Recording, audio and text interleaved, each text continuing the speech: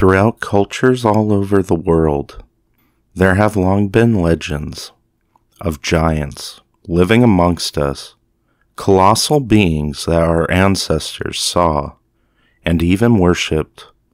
But these creatures seem to have been lost to time and regulated to pure myth. Yet, is there any chance that these giants really did exist at some point? There have been many whispers and rumors and even supposed evidence dug up from time to time in the form of bones or even full skeletons of gigantic proportions. Are these claims merely myth and legend? Or is there a dark hidden truth behind these tales? In the form of the Native American tribes of the past, there have seemed to be several accounts of these giants, and perhaps the truth is stranger than fiction. Join me and welcome to Tales from the Den.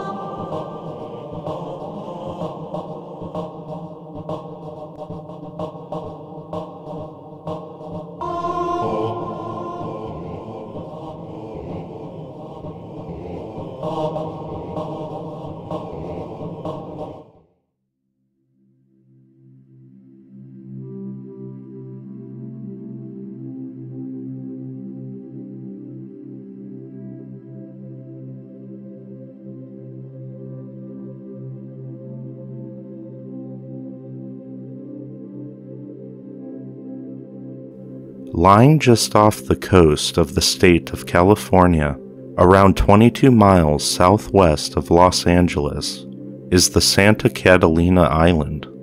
The 22-mile-long by 8-mile-wide island is part of the Channel Islands and incorporated into Los Angeles County, which has a rather colorful history. Originally settled by the Tongva tribe of Native Americans around 7000 BC, the island was claimed by Spain in 1542, and later it passed into the possession of Mexico, and after that came in the possession of the United States.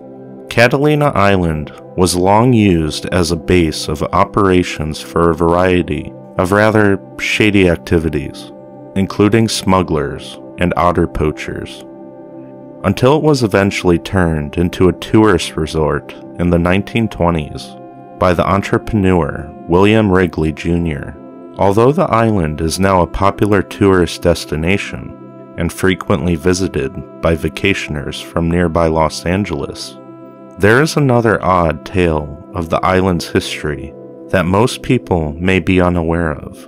In 1896, a 15-year-old boy named Ralph Glidian moved to Catalina Island with his family, where he would go on to find work as a carpenter, before developing an interest in the various Indian artifacts and burial sites to be found scattered about the Channel Islands.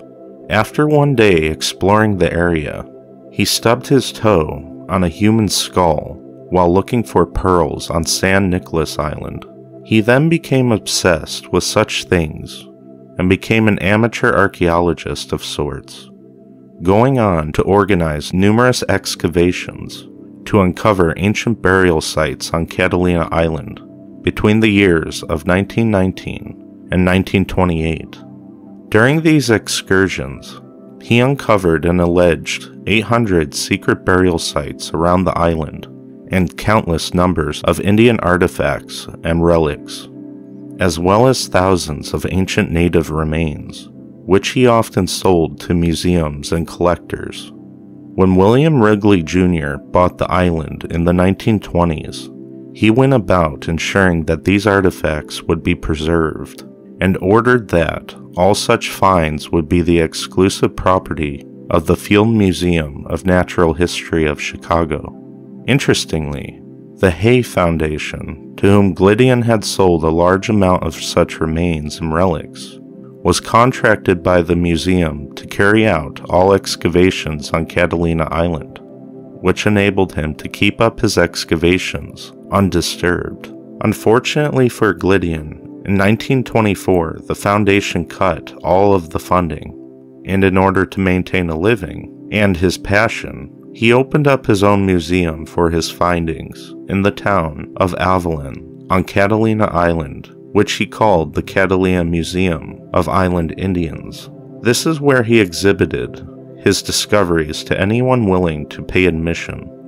The whole museum was a rather grim and dark place, utilizing Indian skeletons as decorations and maintaining a dark atmosphere, but it worked, in that it drew countless visitors and curiosity seekers. As his collection grew, he amassed an impressive collection of priceless artifacts. He uncovered some of the most fascinating and intriguing pieces of history in recent times.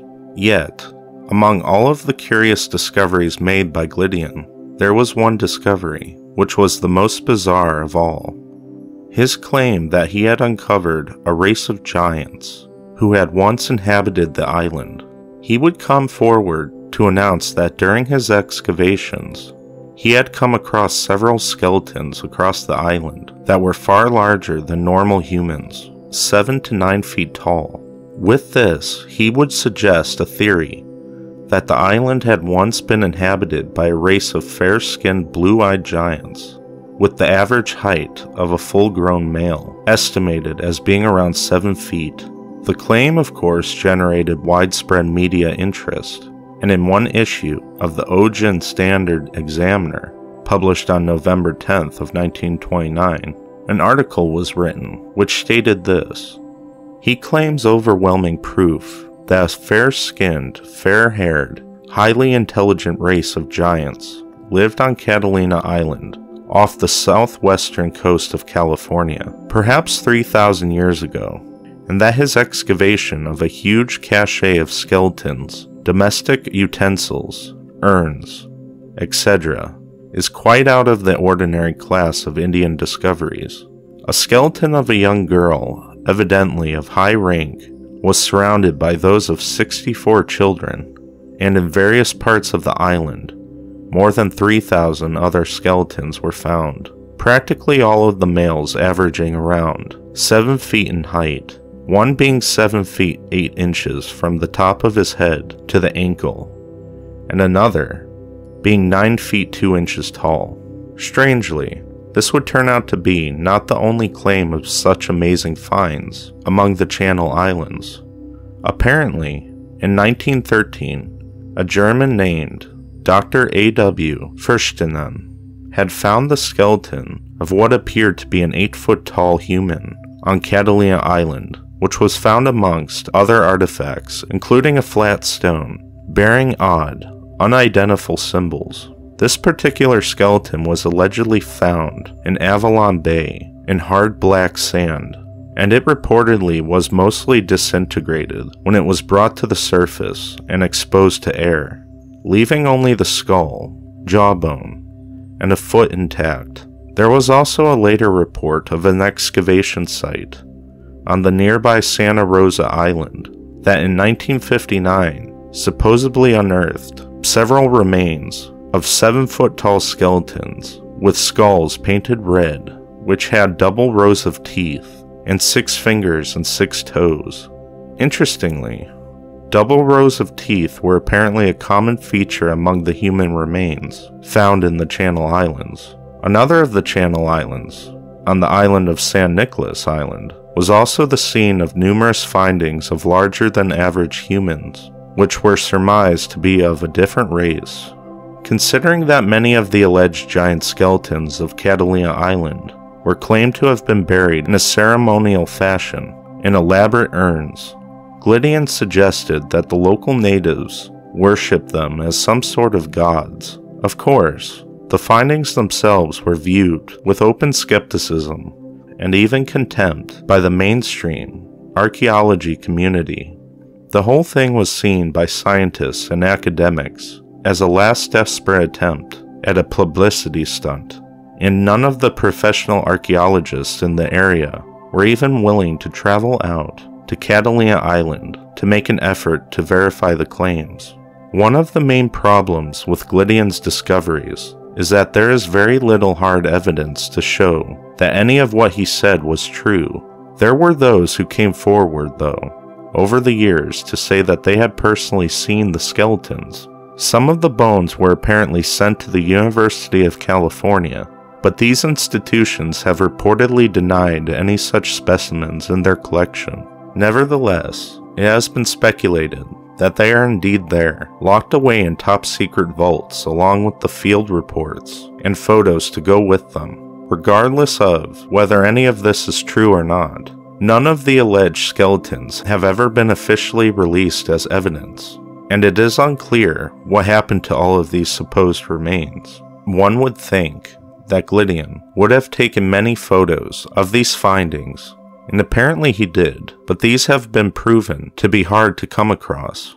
The most significant discovery made in recent years was a box found in the back of the Catalina Island Museum's archives in 2012, which held numerous documents written by Gwydion and photographs of ancient native relics and remains, including some that would show the giant skeletons that he claimed to have found. While there is understandably skepticism to Gwydion's findings, there are those who have claimed their own theories, who more or less believe that there is a whole other world existing under us, which can be accessed through several cave systems located throughout the world.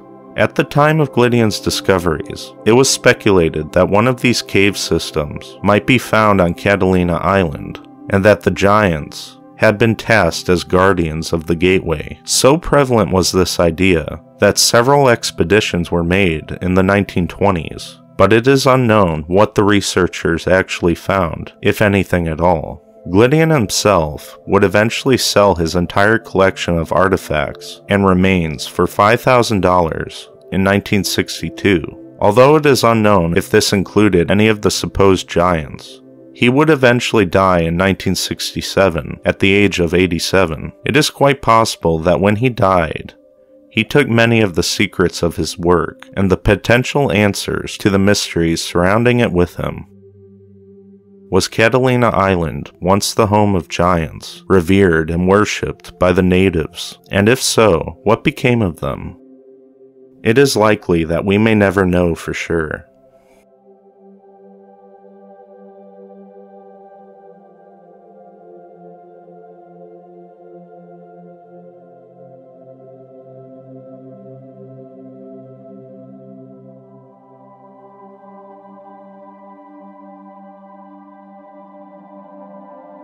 In 1911, heavy rains went through the desolate lands of Yavapai County, located in Arizona, where a farmer by the name of Peter Marks, who lived along Walnut Creek at a place called Juniper, his property was pummeled by the storms.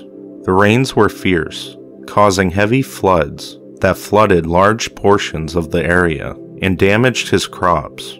After the storm ceased and the rain stopped, Marks went out to survey the damage.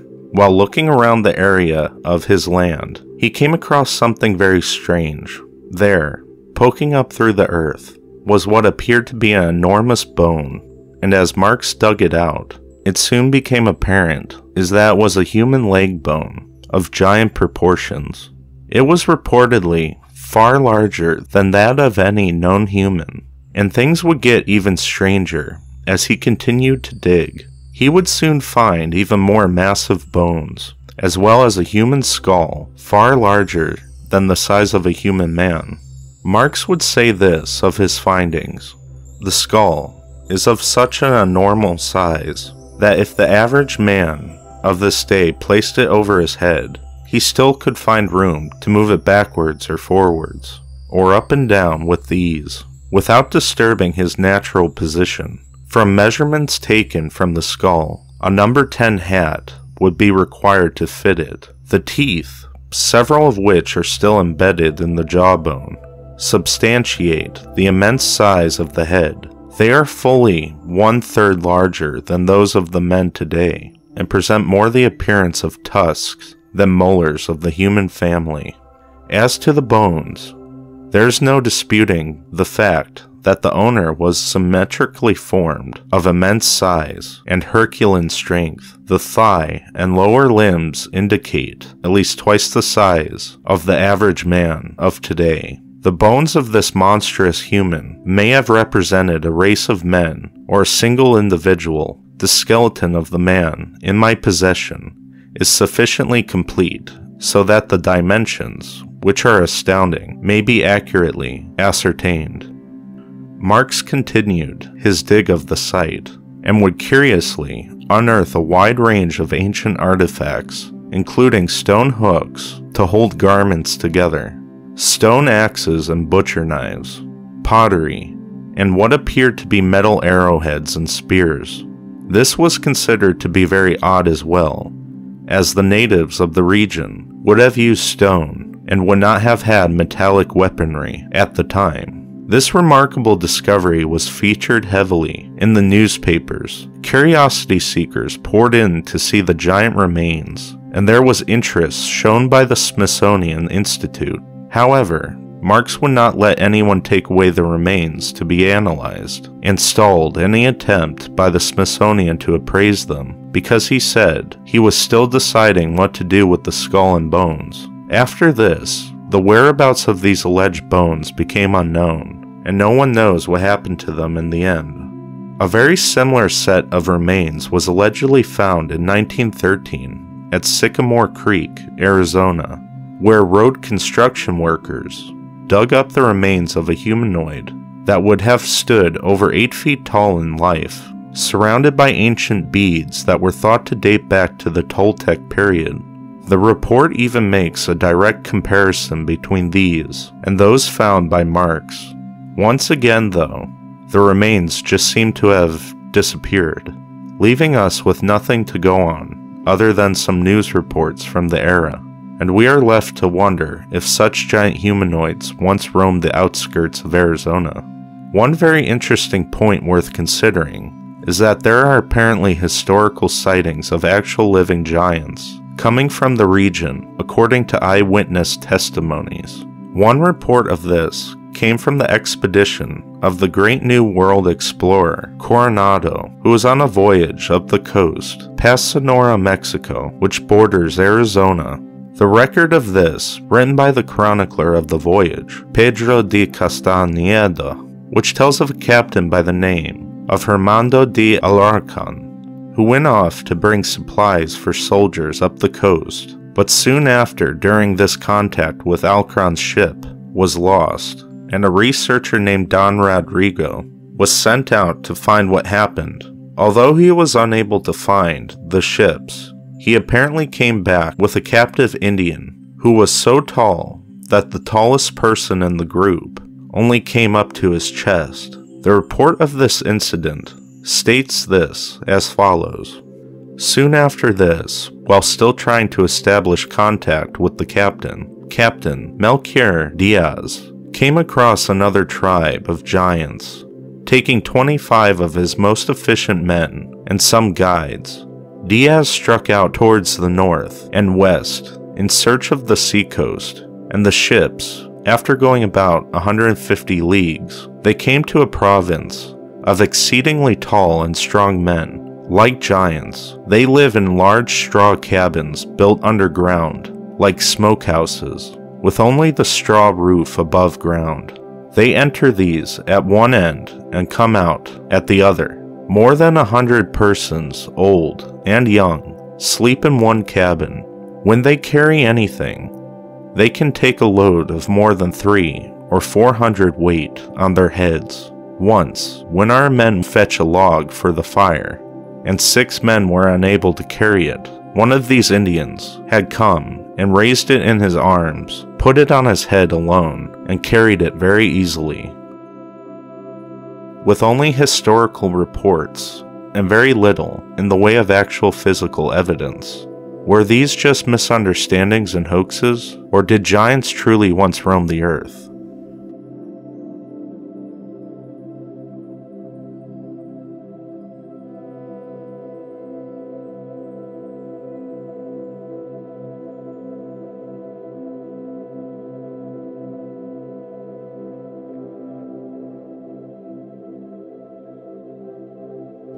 The location of Nevada's Lovelock Cave is situated south of the town of Lovelock in Pershing County. It's a sizable cave, around 150 feet in length and 35 feet in width, and one which has a great deal of history and controversy attached to it.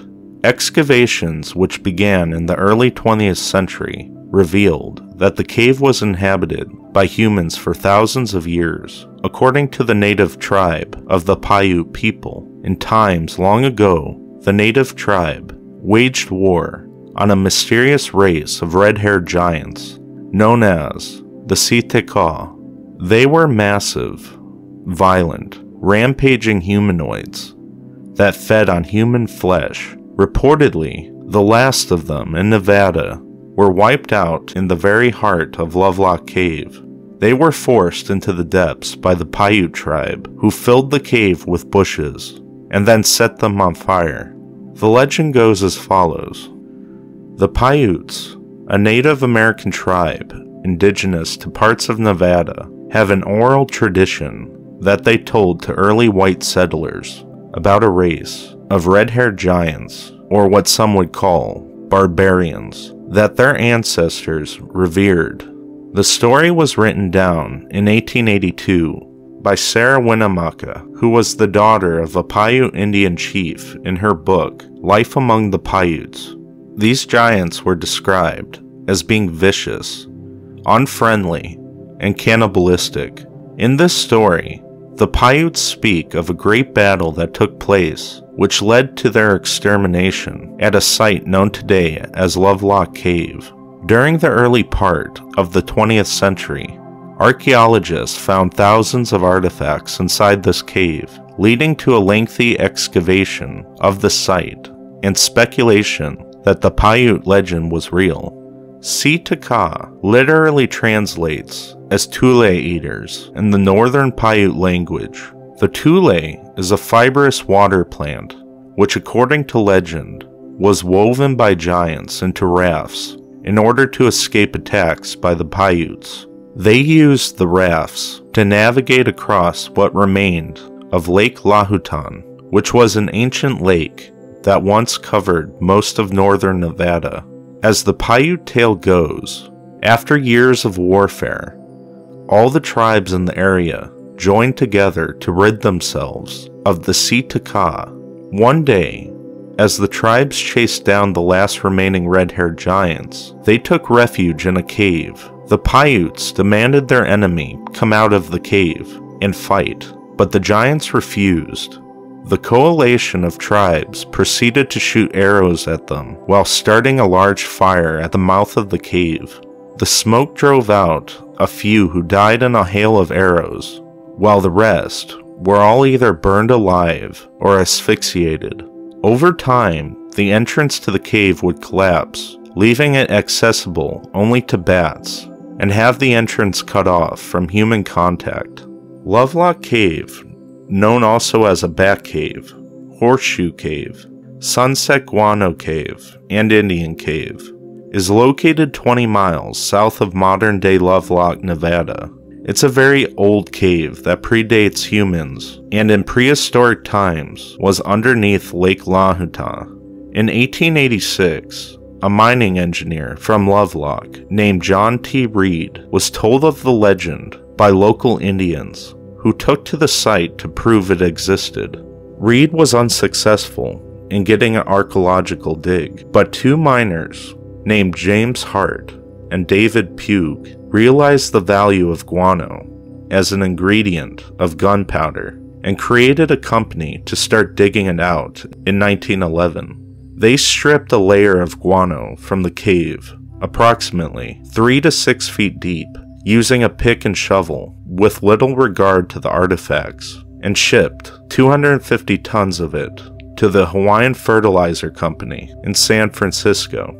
A man named Alfred Kroeber, founder of the University of California Anthropology, was contacted by Hart and Pugue when they reported finding prehistoric artifacts. This started the first archaeological dig site of the Lovelock Cave in 1912, led by Professor Loud, also of the University of California. A second dig took place in 1924, and after finishing the excavations, Professor Loud collaborated on a report that was published in 1929. What the professor found was nothing short of amazing.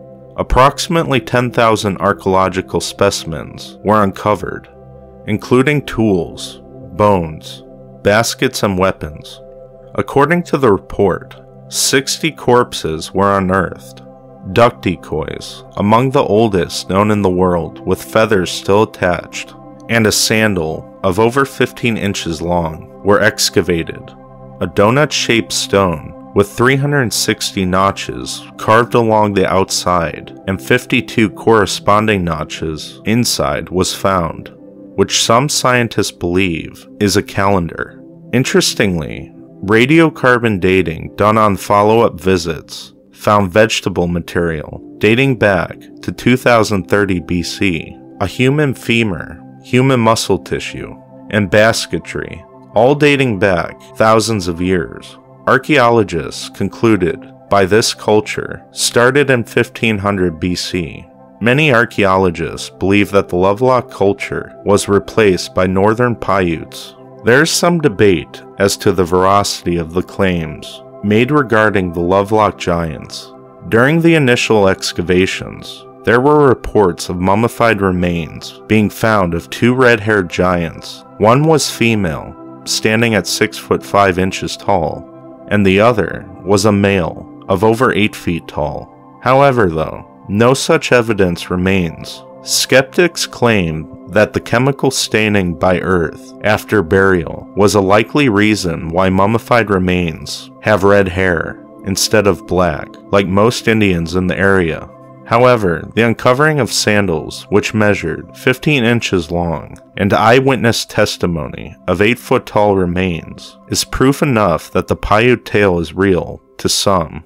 In an article published in the Nevada Review Minor in 1931, in February and June of the same year, it was reported that two very large skeletons were found in the Humboldt Dry Lake near Lovelock. One of the Lovelock skeletons was reported to have measured 8 feet 5 inches tall, and was later described as having been wrapped in fabric, similar to Egyptian mummies. The other was supposedly nearly 10 feet. Some other evidence for the Lovelock giants includes a set of images showing a handprint more than double the size of a normal man's hand, imprinted on a stone boulder in the cave. In a similar account to the Lovelock Cave, along the Peru-Bolivia border, skulls have been found near Lake Titicaca, with claims being made they were from giants with reddish hair and elongated skulls. The legends tell of the Oros Indians making reed boats and living on islands, similar to the tale of the Paiutes. The Incas apparently drove them to live this way, much like the Paiutes' ancestors apparently did to the giants. Today, many of the original artifacts found at Lovelock Cave, with the exception of the claimed giant skeletons, can be viewed at a small natural history museum located in Winnemucca, Nevada. Objects such as the duck decoys are housed at the Smithsonian Museum in Washington, D.C., and the basketry and bones belong to the Nevada State Museum. So what did these archaeologists truly find? Was it remains of a giant hybrid race from long ago, or perhaps just rumors and conspiracy, invoking the imagination and lore of our world? Is there a secret conspiracy to cover up these beings from the public? Or perhaps something even more sinister at play? Thanks for watching. Till next time.